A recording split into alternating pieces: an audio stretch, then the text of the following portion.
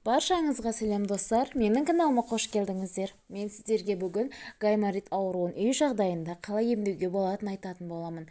Видеоны соңына дейін көріп, лайк басуды ұмытпаңыздар.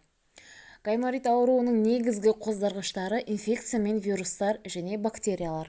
Инфекция мұрын қуысы және қан арқылы гаймор қуысына түсіп, оны зақымдайды.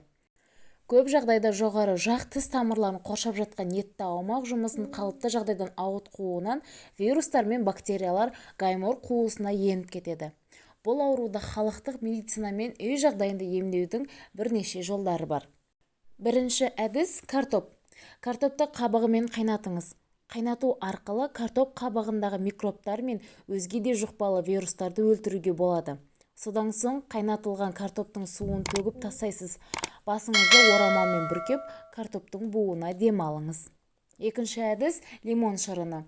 Мұрынды лимон шырынымен шаясыз. Ол үшін 1 лимон және қайнаған жылы су қажет. Лимон шырынын барынша сығып алып, үстіне қайнаған жылы су құйыңыз. Сосын оны кеңірек ыдысқа құйып, басыңызды иіп, мұрныңызбен сол тұнбада дем алыңыз. Дем алғанда тұнба мұрынның ішіне енуі керек. Сосын оны аузыңыздан шығарасыз. Бұл мұрынды тазалау үшін қажет. Үшінші әдіс – жұмыртқа. Гайморит жайлаған орындарды бүтіндей қайнатылған жұмыртқамен жылытады. Ыстық жұмыртқаны майлыққа орау қажет. Майлыққа оралған жұмыртқаны мұрынның екі жағында әбден суығанша ұстау керек. Бұл процесс жатар орында орындалса, әсері мол болады. Төртінші әдіс – йод.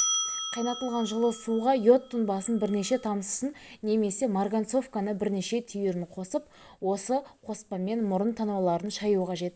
Гайморитпен ауырғандардың көпшілігіне тұзды сумен мұрнын шаю да өз пайдасын тигізеді. Гайморитпен ауыратындар мынаны ескергені дұрыс.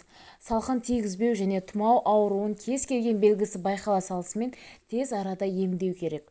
Бұл ауруға немқұрайлы қарауға болмайды. Себебі гайморитті дер кезінде емдемесе, кеңсірікке түскен ірің миға шауып, менингит ауруына ұласуы мүмкін. Сондықтан халықтық әдістермен емдеуден басқа маман дәрігерлермен де көмегінен бас тартпаған дұрыс. Достар, егер де бұл видео сіздерге ұнаған болса, менің каналыма тіркеліп лайк басуды ұмытпаңыздар. Келесі кездескенше сау болыңыздар.